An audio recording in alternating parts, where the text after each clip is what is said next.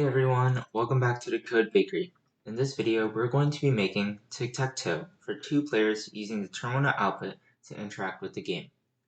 Basic idea for a project is that we're going to have a while loop that asks the current player for the move that they want to make.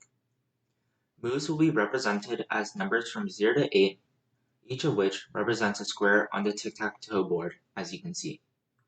Our Tic-Tac-Toe board will be an array which stores each of the moves that we make. The game will try to make the move that the player said, but if it's an invalid move, meaning the square has already been said before, or if it's a number outside of the range of 0 to 8, then the game will ask for another move. Every time a valid move is made, the game will check to see if someone won the game or not. If a win is recognized by the game, then the while loop will stop and print out the winning player.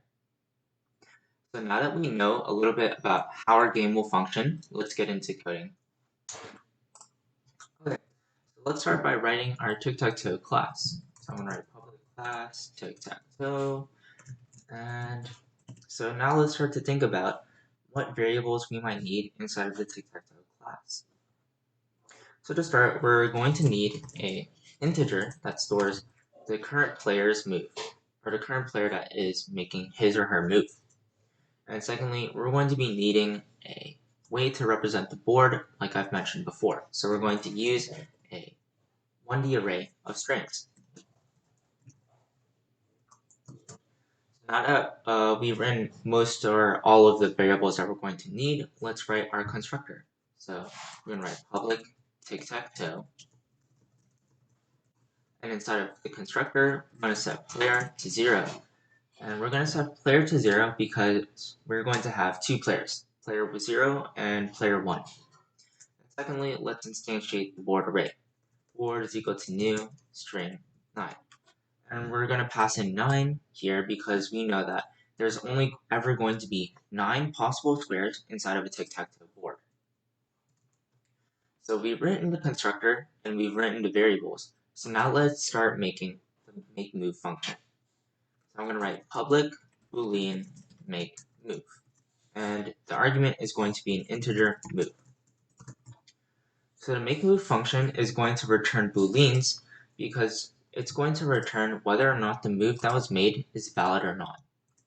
So let's start by checking to see if the move that the player is requesting is valid or not. So I'm going to write not board move is equal to null, or 0 is greater than move, or 8 is less than move. And I'm going to return false from this. So the reason why I have these two conditional statements here is because for a move to be valid, it needs to be within 0 to 8, as I've mentioned before. And secondly, the reason why I have this here is because all the values inside of board are initially set to null. So if the value at move inside of board is not null, then that means somebody else has already made a move there. So now that we've checked to see if the move is valid, let's actually make the move. So if player is equal to 0, then we can actually set the move to O. So board move is equal to O. And secondly, we're going to increment the player, so we're going to say plus plus. And this essentially makes it player 1's turn the next time around. Else, which basically means that there's only one other option, right? Player 1 has made a move and not player 0. So board move is equal to X. And player minus minus, which essentially makes it player 0's turn the next time around.